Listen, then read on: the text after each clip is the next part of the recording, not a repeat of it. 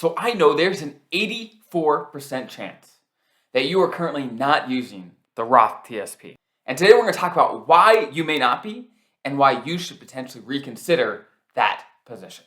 We're going to dive right in. Again, if you're new here, my name is Dallin Haas, a financial planner serving you guys as federal employees, helping you guys retire comfortable and confident. That's what we talk about all the time, whether it's your benefits, your TSP, saving in taxes, all that good stuff. So we're going to dive right in. So again, like I said, not too long ago, I was looking at the numbers, and only about 16% of people in the TSP were utilizing the Roth TSP. Now, the Roth TSP is an incredible tool to save money after tax in retirement. Now, let me give you the short basics, the difference between the traditional TSP and the Roth TSP.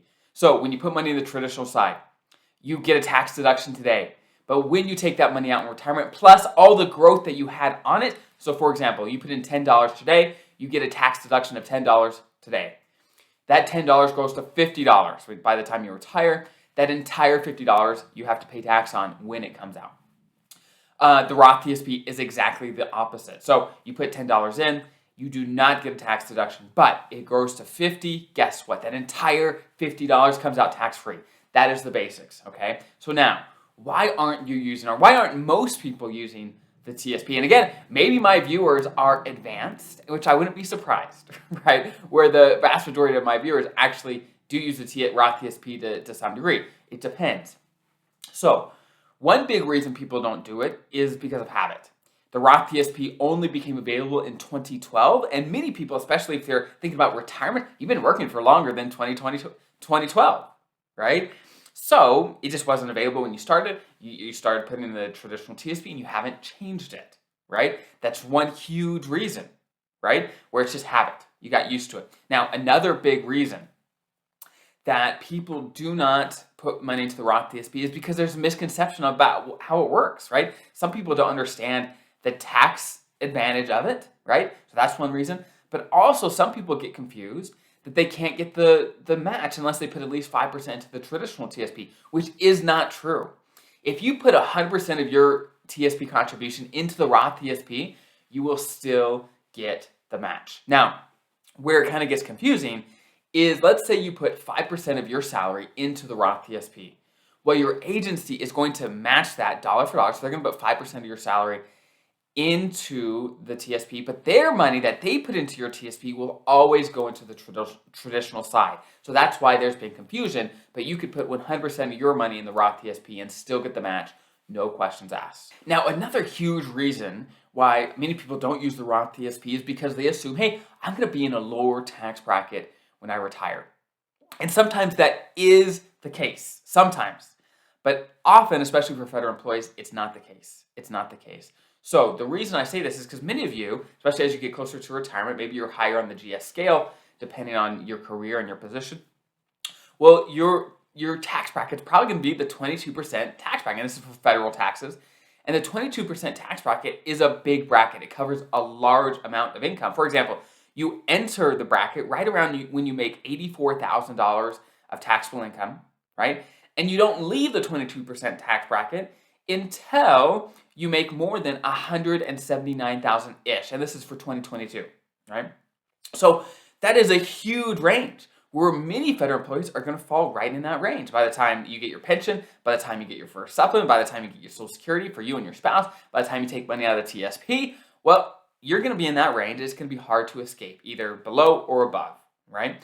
So what's the plan, right? If you're not really going to be in a lower tax bracket in retirement, then okay, should you be using the Roth? Because let's say you're in the exact same tax bracket. Well, might as well, you can pay the taxes now, put money in the Roth, and then in retirement, have less stress. Now, again, the next factor is, okay, if your taxable income is going to be in the same bracket, well, our tax rate's going to change.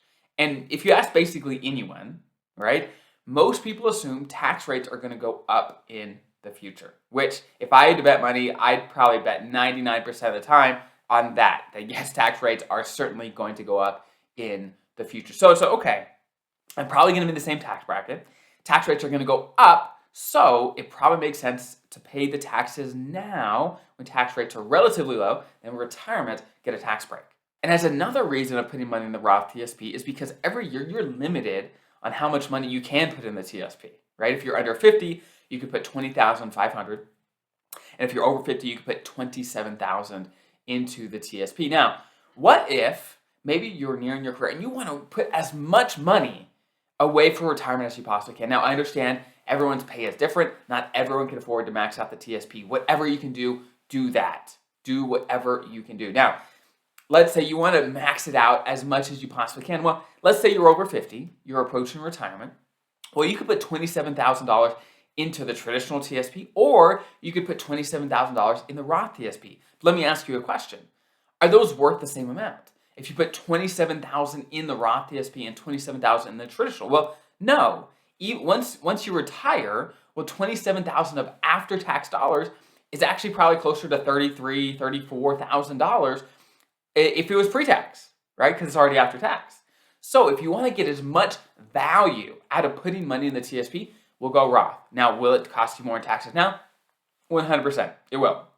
So you may want to adjust how much you withhold from your paycheck for taxes if that's the case. But again, if you're trying to get as much value, monetary value into your TSP, that's certainly one way to do it, is start using the Roth. It can be incredibly, incredibly valuable.